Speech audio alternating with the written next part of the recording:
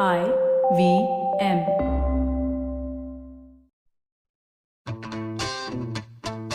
You're listening to Remembering It Differently with Ramya and Rachel, the podcast about how India lived, how we spent, and how we were wooed as consumers since independence. We are your hosts, Ramya Ramurthy, that's me, and Rachel Lopez, that's me. Listen in to find out how the brands we love and buy have survived, adapted, and thrived, and what it takes to ride out 75 years alongside modern India. So, Rachel, thank you so much for co-hosting the show with me. I have known you long before we met because you are a journalist with Hindustan Times, and I've read your byline. You have an amazing taxi top art project that has traveled the world, and you have the amazingly short but very memorable Wordy Wordpecker podcast with IVM. Thank you. And Ramya, I know you through all your business journalism at CNBC, the two fantastic books that you've written, Branded in History and Rebuild, How Indian Brands Overcame Crisis and Emerged Stronger, Better, Wiser. And of course, from your excellent podcast, Feeding 10 Billion, which is with IVM. Oh, thank you.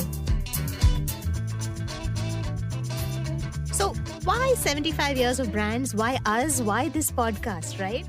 Well, relax listeners, you're not in an existential nightmare.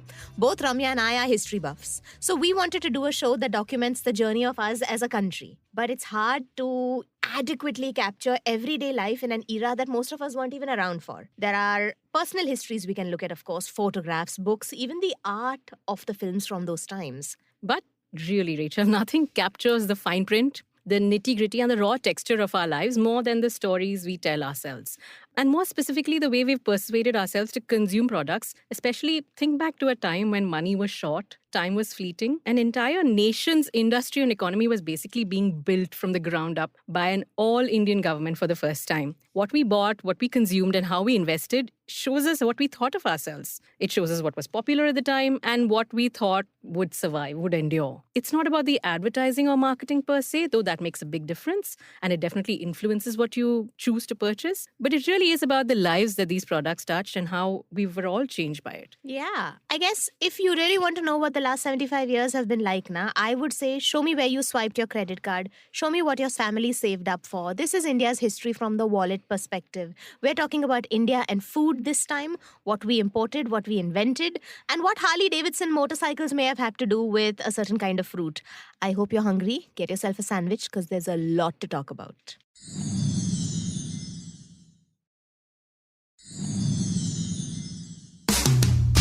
How it started.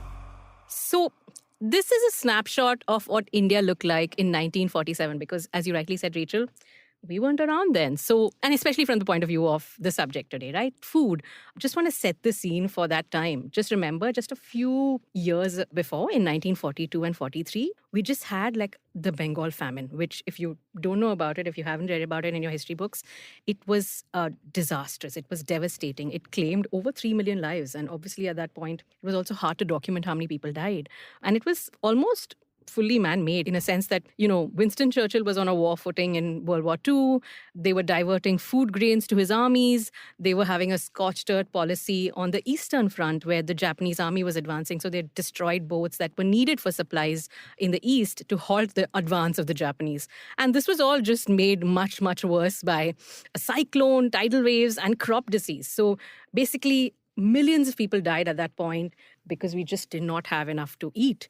But even, otherwise, in terms of how we ate at that point, we were largely a nation of ghar ka khana, We might pride ourselves in the cuisine we made. Each region had its standout stars that every household would have been proud of, and it would have been made lovingly churned, ground manually, because there were no mixies. There was nothing fancy to make your food at that point.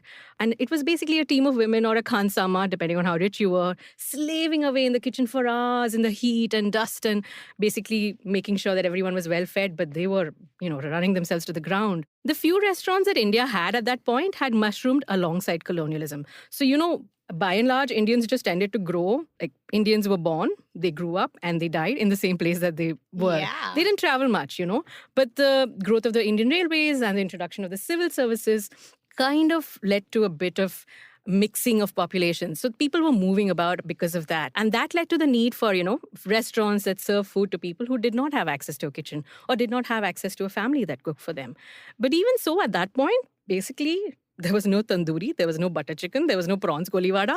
All that would come with people streaming in as refugees from partition or in the coming years. And again, remember, no Chinese outside of the Chinatown in Calcutta, which could arguably be called like the sort of center of Indo-Chinese food. It was like the birthplace of Indo-Chinese food in India, basically. There was no cheese. That would come much later in the 1960s, as Rachel will tell us. And eating out was seen as something basically that upper caste people didn't do. Remember, India was still extremely stratified and extremely casteist at that point. Yeah. And you didn't eat out because you weren't sure who was cooking your food and you wanted to basically maintain your caste purity or whatever. Even so, there were some restaurants that basically managed to launch in this time and managed to make a dent. Should we try playing a guessing game about how old some of India's restaurants are? Yes, why don't we start this podcast by showing the world how ignorant I am? Oh, please. Go ahead. So, Cafe Leopold in Colaba. This is easy. Come on. I know Cafe Leopold is at least 100 years old because they advertised the date, which I cannot know. I can no longer remember, right there on their signboard. Yeah. So I'm going to say 1930s. 1871. No way. Yeah, it was really old. It went through many avatars. It started as an oil shop, then a pharmacy, and then it became a restaurant that we sort of know and love. Wow. And clearly has staying power because it was around for so many years before we even became independent. And Allen Kitchen in Kolkata. Yes, I've heard of it. Do you know how old it was? Look, everything in Kolkata is older than most things in Bombay, and they like to lord it over us. So I'm going to say 1920s for this one. It started 130 years ago. Shit. Yeah, by Jeeban Krishna Saha. Allen's Kitchen was basically named after a Scot, but Mr. Saha was the one who ran it. Of course. And the eatery has been owned by him ever since. And Because Saha's kitchen would just clearly doesn't not have the a same ring to it. So some Mr. Allen missed out on royalties for his kitchen, basically. Kareem's in Delhi? Kareem's I know. Kareem's would have been in the 1920s at least. I think it just, that area seems a bit... Very close, 1913. Ah. So it was established near the old Delhi Jama Masjid Yeah. by Haji Karimuddin, the son of a royal chef in the court of the last Mughal ruler, Bahadur Shah Zafar. Wow. So really strong antecedents there. And currently, of course, the eatery is in a legal battle with a Mumbai-based Kareem's with 2 E's. Correct. Which is creating a bit of confusion about which is the older brand. But guys, it's the Kareem's that was started in 1913 with an I in its name. Yeah, and that it's in the same location where it started. Yeah. And full disclaimer, the Kareem's with the EE is not quite bad. You know? Yeah, no dissing them. It's just that it's not the original. Flurries in Kolkata? Ooh, so old Flurries. I'm going to stick to my beloved decade and say 1920s. You were a flapper girl, weren't you, in your previous avatar? Yes, 1927. You were right, actually. Yay! So Flurries was founded at 18 Park Street, an iconic location, in the year 1927 by Mr. and Mrs. Joseph Fleury. They were a Swiss couple, and it was apparently Calcutta's only tea room. So you could walk in and have like precious confectionaries and tea at a time when I'm sure not many people even know what half the things served there were. And now we head south to Bengaluru. MTR? MTR must have had a storied history going back thousands and thousands of years with, proper Indian food that came down from God himself. So I'm going to say 1700s. Okay, no props for your South Indian accent. I'm Damn sorry, it. that was terrible. But yeah, it was started only in 1924. You should have stuck to your shit. favorite decade.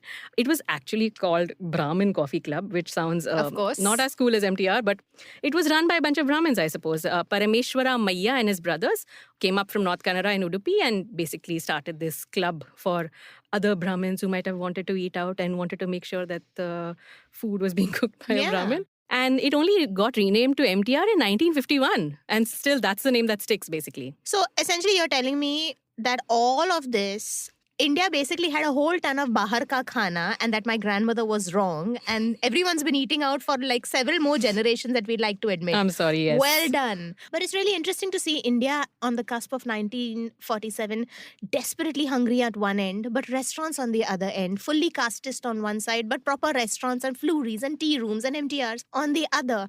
And I know, in fact, that in the hours before independence, the night before India has its Tryst of Destiny speech, and before the tricolour gets hoisted for the first time, the Taj in Bombay is having a pretty decent meal. Now, we have a menu from that era which survives. We don't have recipes of what the food was, but I'm going to tell you and the people listening in what people might have feasted on at a relatively fancy hotel in the hours before India became India.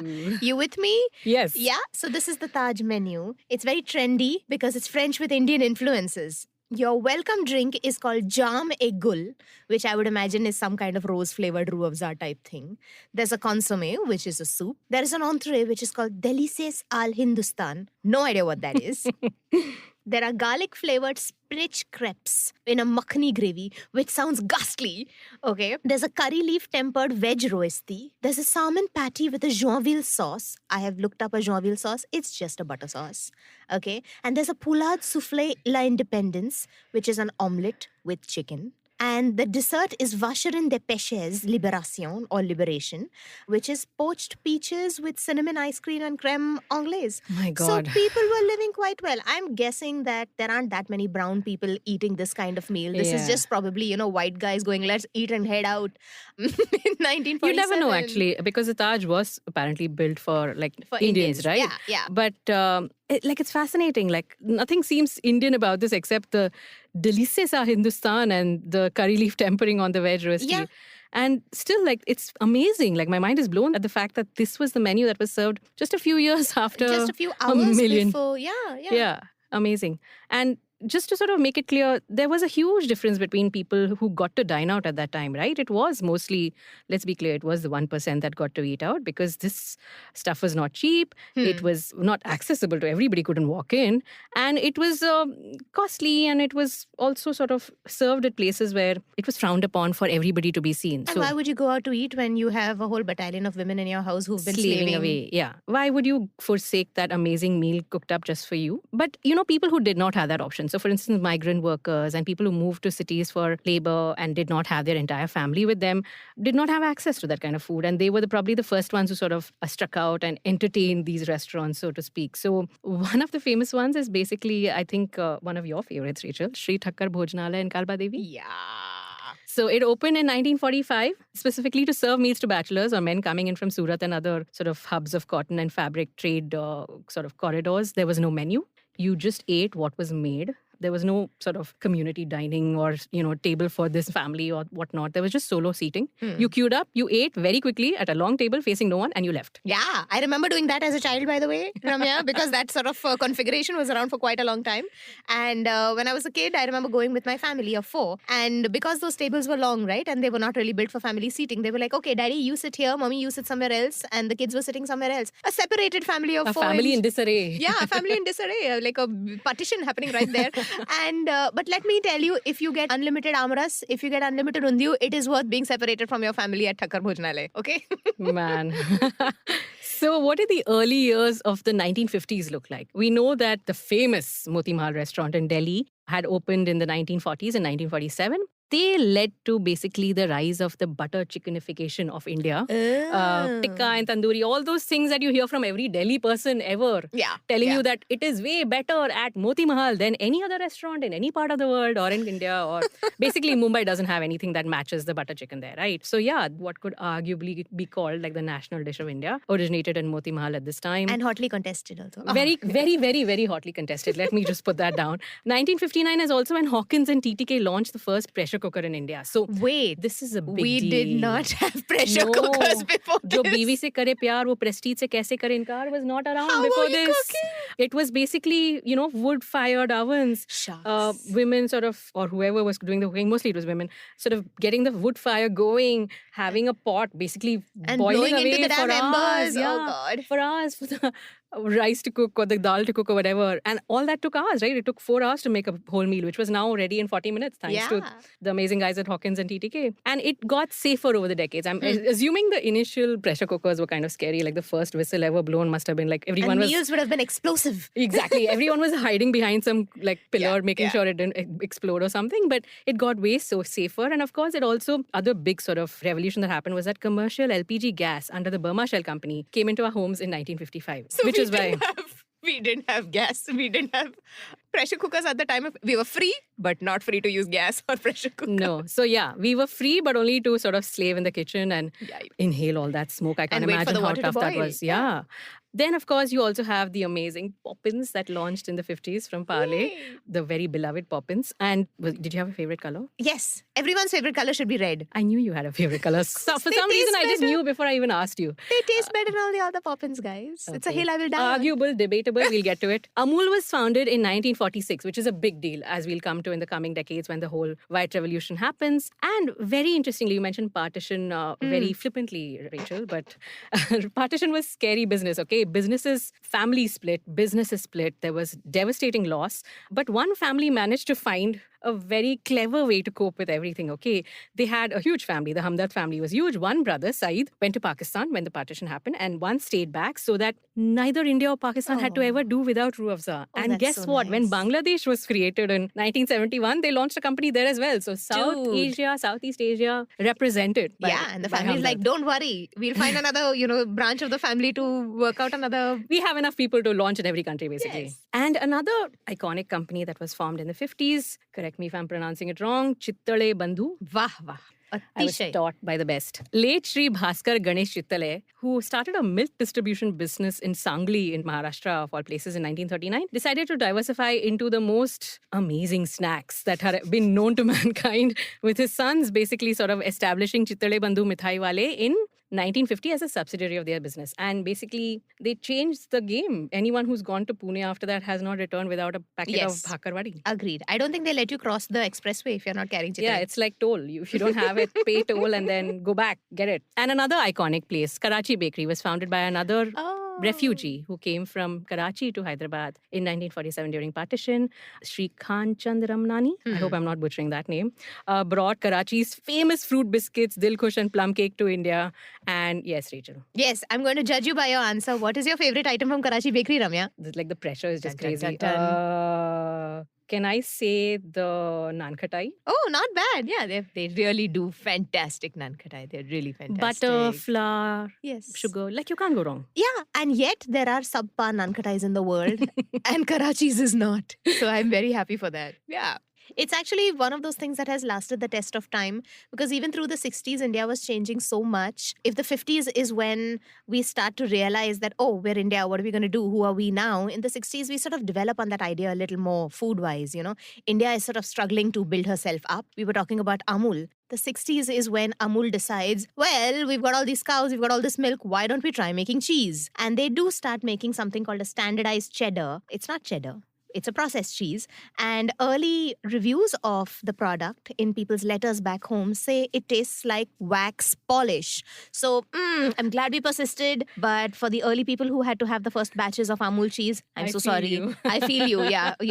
Sympathies from 2022. There was a whole community of South Indians who had started to migrate out of their town in Udupi. They came to Bombay. They set up a whole bunch of restaurants. This is really cool because it's not Khanawal, it's not 5-star. It starts to create this little mid-segment that the metros start becoming famous for. This middle class people, this working class people having a quick meal, a clean meal, a hygienic meal, paying and leaving quickly. And it becomes so popular, it becomes so vital to the working class that Bal Thackeray says, oh my goodness, Marathi Manus, look at this, the South Indians are taking over the food space. We must develop something local that we can call our own. And one young man, Ashok Vaidya, who'd been running a stall in Dadar station in 1966, becomes really part of that solution. He'd been feeding hundreds of mill workers, poha, omelette pav and batata vada, all of those years. And at some point, he splits open a pav, puts a vada inside, he adds the chutney and flavor, and ta-ta-da-da! Or should I just go with a tutari? The vada pav is born! And until today, it becomes this quick snack that is on the go because you don't need cutlery for it. You just need to be hungry. It's got that quick delivery of carb, of potato, of masala, of everything. And no one seems to think that this is an alien dish to us. Pav and things like that. Everyone's just eating. Potato, chili, Yeah, everything is like everything imported. is, yeah. I know there are these great chart debates, like who has the best chart, but we have the vada pav. We'll Yes. always have the vada pav. Yes, And and- what the hot dog is to New York? Yes, the vada pav to is Mumbai. certainly to us. It's possible to do a vada pav badly. But even the worst vada pav, if you're really, really missing your country, will do the trick. I've been there. So And the chutney is the key. And the chutney is the key. It is true. It is true. there is also unlikely innovation happening in places that you wouldn't really expect, okay? So in 1963, this guy called H.Z. Gilani, who's a newspaper editor and a freedom fighter of all things, and he gets together with his friend who's a freelance ad salesman whose name is A.K. Tejani. So they get together and say, chalo, business karte hain. But The what are they names going to remind me do? of Jaane Bhi To Yaaro. Yeah, these are the outtakes you didn't hear. Or Andaz Apna Apna. So Gilani and Tejani say, chalo, we'll start a business. And they realize that food preparation, despite the gas connection and despite the pressure cooker, is taking really long. And their wives are just engaged with making food. It's taking up their whole lives. They're like, surely we can do something about it. They find that India has the technology. The Central Food Technological Research Institute in Mysore has developed these dehydration processes. So we can dehydrate foods, but no one's using that stuff. So these guys say, okay, let's get into the dehydrated food business. And they start terribly with a range of soup mixes. And we say, chalo, soup pio. They're going soup. And this is terrible because in the 60s, though we were not around, it's a terrible time for soup because people don't know what soup is. They walked so nor soup could run.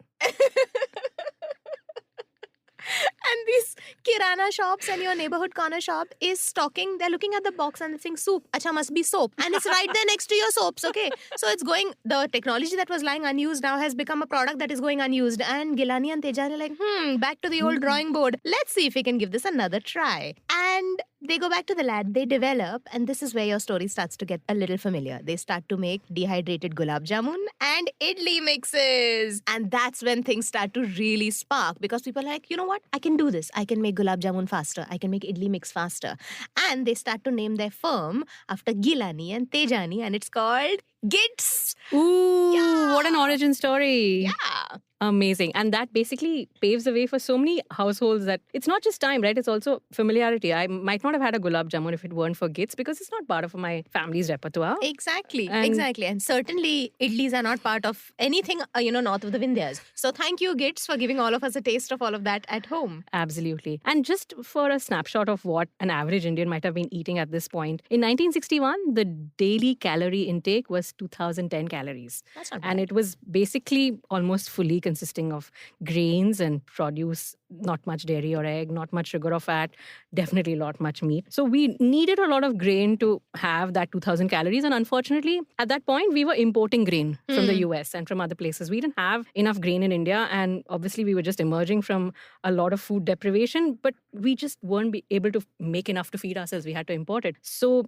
enter the Rockefeller Foundation, enter Nobel Peace Prize winning agronomist Norman Borlaug, and we have high-yielding variety crops. Finally. Yes, so these are called semi-dwarf crops. There's actually a strain called indica, semi-dwarf indica, which is quite cool. And this Mr. Borlaug, right, he starts in Mexico. He creates these amazing short stems that are basically resistant to any kind of weather. They're resistant to pests. They just deliver more. They just have bigger harvests. And you just get like an amazing bounty of like crops from it. And it focuses on grains and cereals, right? Wheat, rice, corn, soybeans. And then from Mexico, those grains come to India, to Pakistan, to Philippines, to all these places. And basically, Punjab was producing 70% of the country's total food grains. Very Thanks nice. to this green revolution. Finally. And we could feed all of us because we had some 60 crore people in 1973. So we needed all that high-yielding variety crop to feed ourselves. And some people actually believe that, the fact that this could basically help countries in the global south or the developing nations at that point create their own food supply. It kind of helped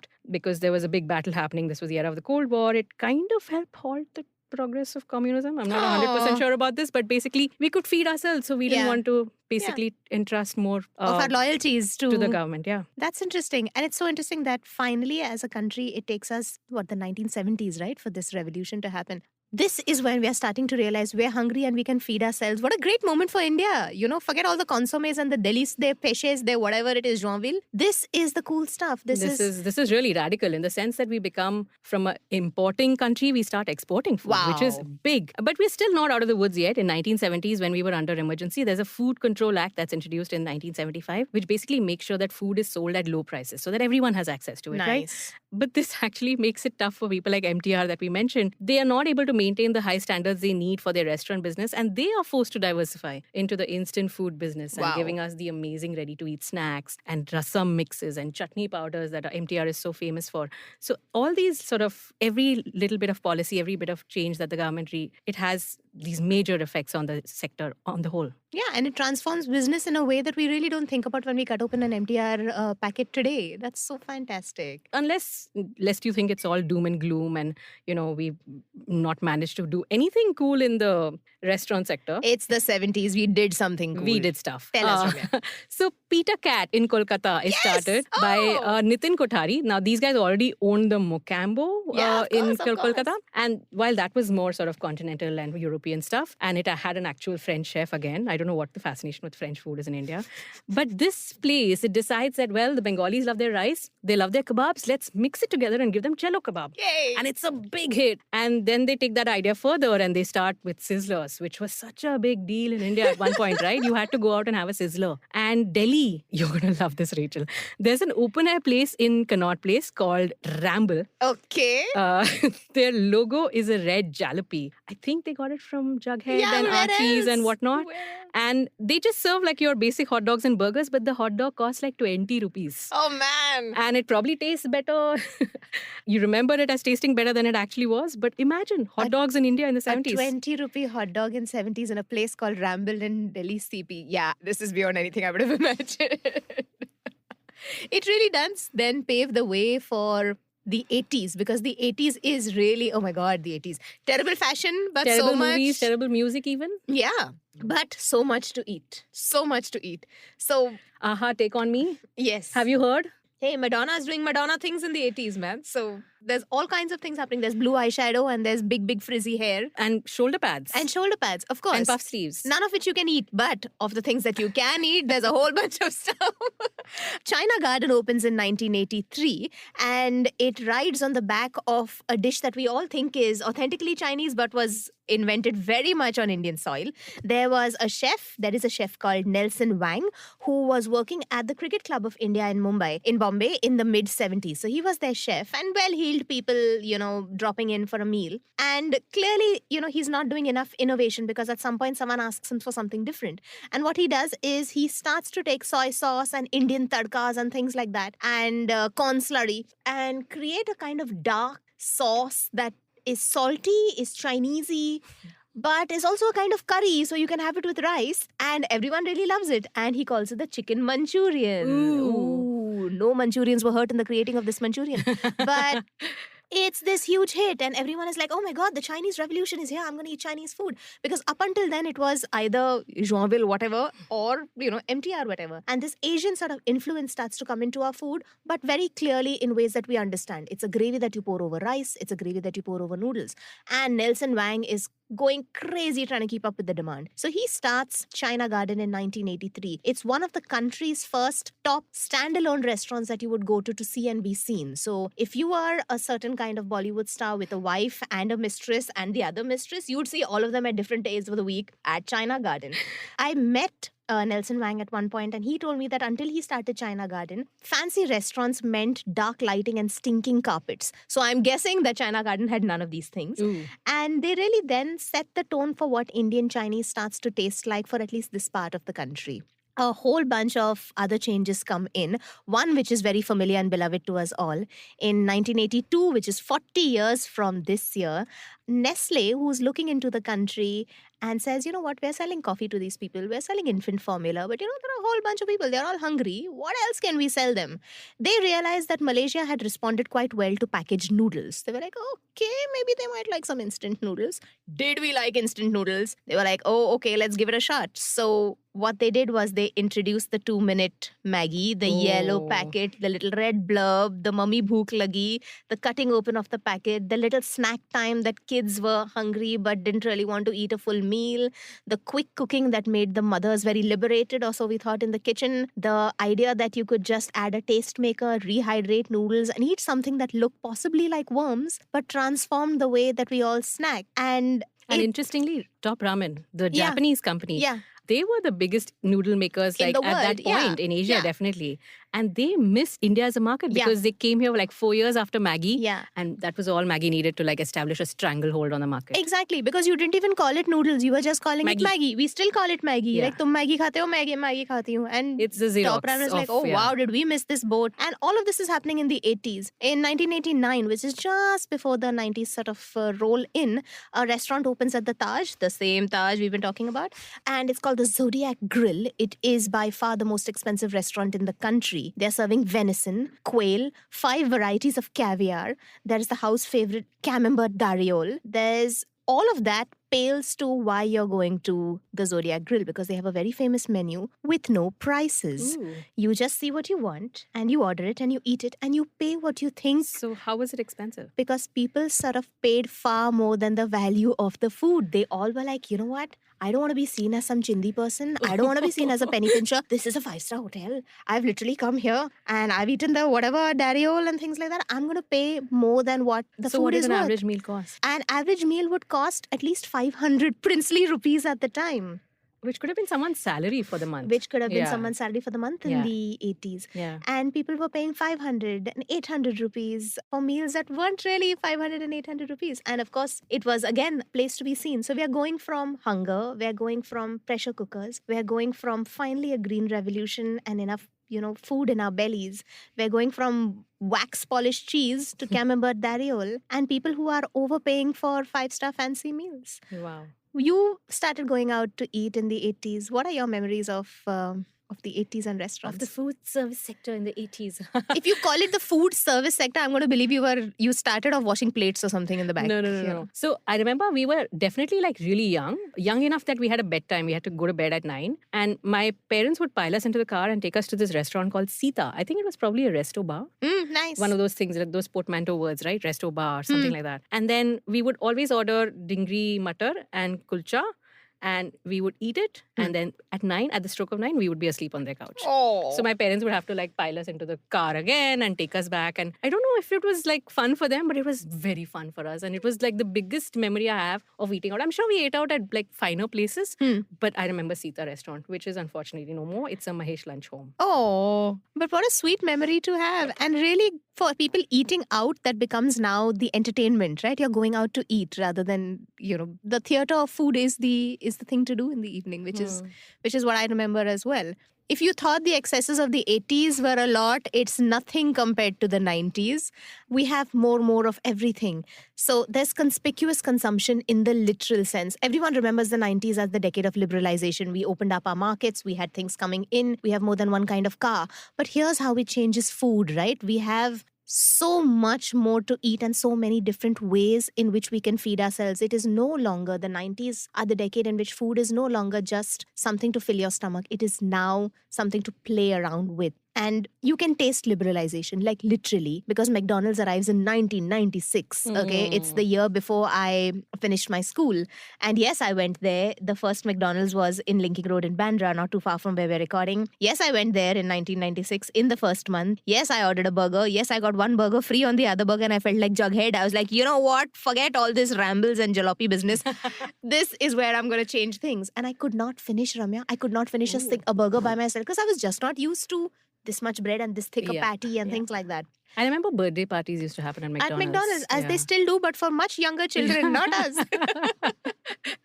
So there is so much happening. There are midnight buffets. 5-star hotels have a midnight buffet that starts at 10 p.m. and goes on till about 2. And, cool people who've been partying out come in and sort of, serve themselves like it's a wedding. I don't know. How could you eat so much food after midnight? Like it astounds me. I guess if you've been Burning the kahing calories. all over the place, wrong decade, of course, for the song, but if you are boogieing at a nightclub and you want to be seen, I guess the 90s, I don't know, it's a weird time.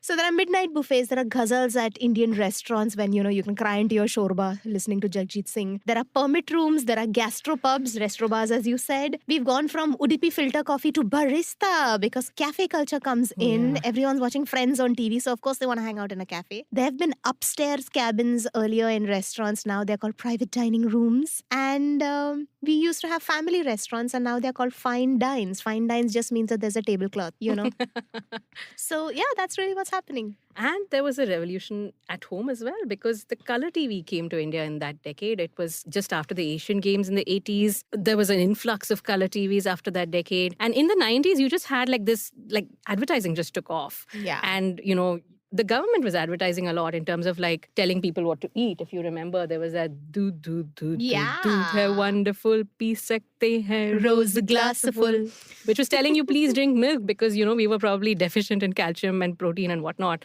And there would also be the egg board that had this whole Sunday hoya Monday, rose khao ande. NECC, National Egg Coordination Committee, I remember. Absolutely. And it was all about sort of teaching you the importance of good nutrition, because you'd had, Kapil Dev saying boost to the secret of my energy. Then Sachin Tendulkar saying boost to the secret of my energy. So basically all the cricketers had their chance at boost. And it's the decade where some of the most iconic advertising was created, right? So one of the most famous ads of that time is from oil, a cooking oil brand called Dhara, which was an offspring or offshoot of one of the Amul brands. And they had this, it's quite a radical idea for its time, where the kid is basically run away from home. And he's caught at a railway station by some paternal types, like an uncle, a postman or someone. And he's like, Beta, what have you done? He's like, I left home, he's in a huff, little clearly. boy, Little boy with sort of prominent front teeth. And he says, you know what your mom has made at home? And the guy's like, what? He's like, jalebi. And then his saucer eyes become huge. They're like, jalebi? Yes, I remember. And then he sort of skedaddles home, and obviously all the running away is sort of forgotten. And it was such an iconic ad because it created the format of storytelling was really sort of forged in this decade, where you had really cool, and it was done in other sectors, but in food, this was one of the most standout ads. Yeah, because it's not Dhara is the better oil, and this is not, you will get better cooking out of your house. It's not even aimed at the woman who is cooking. It's really food as memory, food as enjoyment. That's so interesting. And they really struggled to sell this to the client, to show that this was basically featuring a child running away. The client was like, this is sacrilege. How can you show this? But it stuck in the memory and how, There's one more ad, I think, that you remember from this era. That absolutely. Really well. The Cadbury's ads from this era were iconic.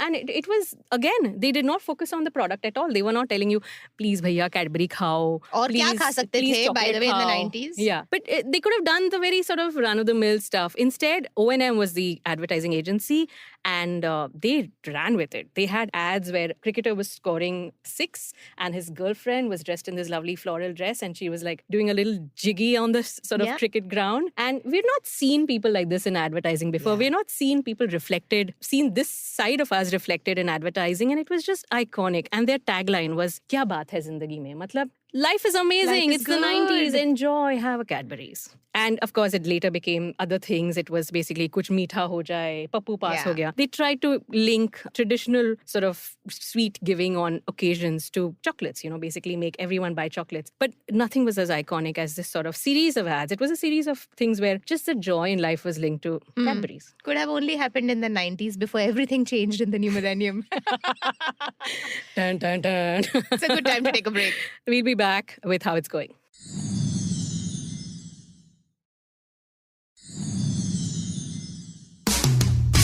How It's Going.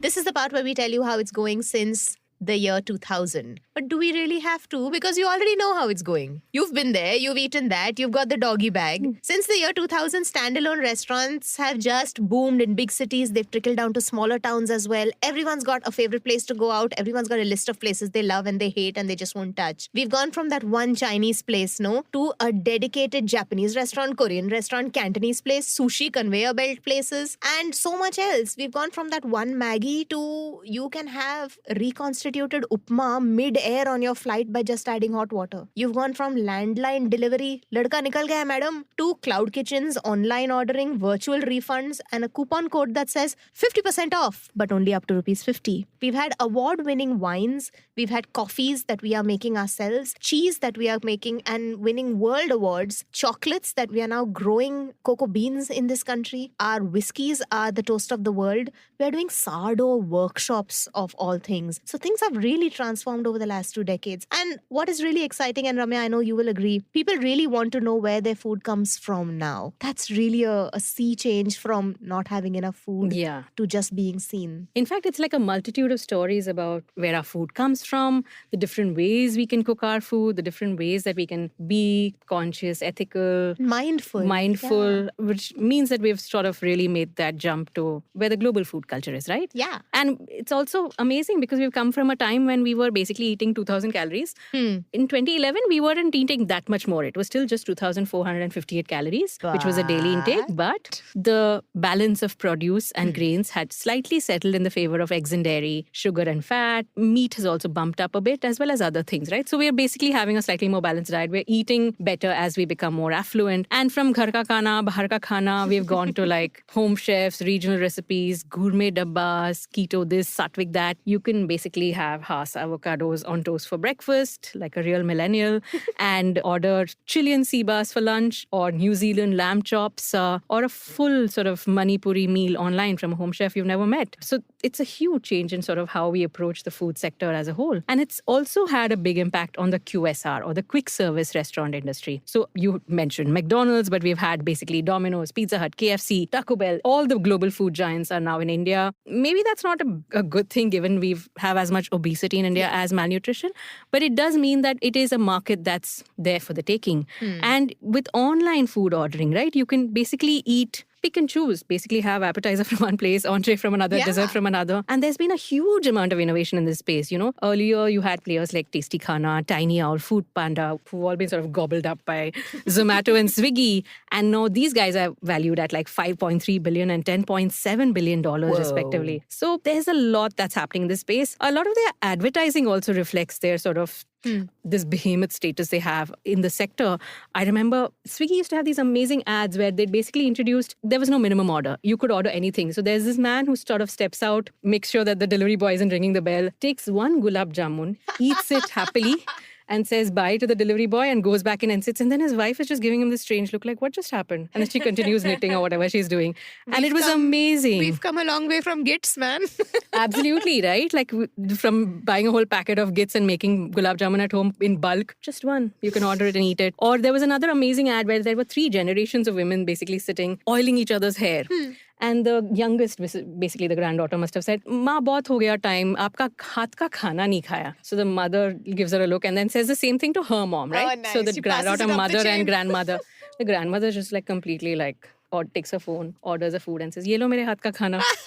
Smart. Amazing stuff. So they've done really cool things like that where basically it introduces fun, attitude and irreverence to food in a way that hasn't been there before. But we're not in any way market leaders in terms of, even in Asia, I think Indians spend far less than their Asian counterparts. The average monthly spend is never more than 1,500 rupees on ordering out and eating out. And we obviously eat out and order in far less. But guess what? Despite all this culinary sort of the global culinary influence on India, biryani is still the most ordered dish. We order 90 biryanis every minute. Wow. Imagine that much rice and meat basically going into us. So little has changed, no? The more things change. And we also moved from shopping at a Kirana store to a large format store to back to Kiranas and doorstep delivery during the pandemic. And now you can get groceries in 10 minutes, but it's not like we're cooking more at home, I guess. Yeah. And there's room, for all kinds of extremes, because as much as you have the one gulab jamun that gets delivered or the 1,500 rupee billing per month, which sounds terrible and terribly little, when you really realize how much people are willing to pay for meals. Earlier this year, a Michelin winning chef from Italy, Massimo Bottura, who runs a restaurant called Osteria Francescana somewhere in rural Italy, he sort of flew down to Mumbai at the St. Regis Hotel and decided to do a series of pop-ups. So people essentially would then have access to a restaurant without having to fly to Italy, right?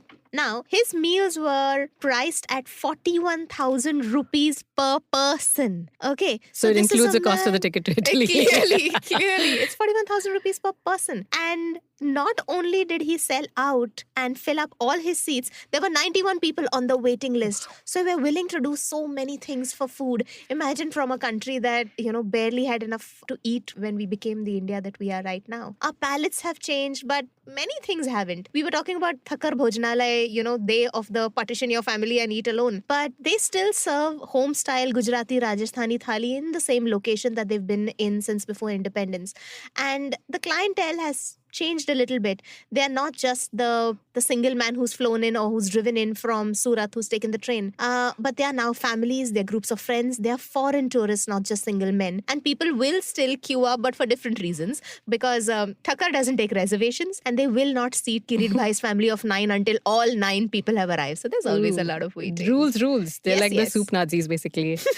But, it's also amazing because a lot of innovations that might have happened at restaurants like Thakkar Bhojanalay are now being reflected in the fine dining or the really sort of Michelin star level Yes. restaurants across India. You've had restaurants like Indian Accent and Bombay Canteen and also chefs globally, right? You've had from your Tarla Dalal, Madhur Jaffrey and Sanjeev Kapoor, you now have Jigs Kalra, Vineet Bhatia, Manish Nice. Mehrotra, Vikas Khanna, Thomas Zakaria, Floyd Cardos, of course, rest in peace, Gagan Anand. All these people basically have made Indian food cool in India and globally, where it's no longer just sort of Curry takeout. Yeah, you're not going in and ordering like French food when you go out for a fine dining experience. You're ordering medu vada with rasam podi. Yeah. You're ordering like emulsions of something, but done in a totally Indian way. It's all the global sort of innovations done in a way that your grandmother would have recognized very true. clearly. That's true. And there's a chef who runs a restaurant called Chai Pani in North Carolina who now became the country's best chef in Yeah. America. So great stuff. It's not just being recognized, but being recognized for doing stuff on your own terms rather than someone else's terms.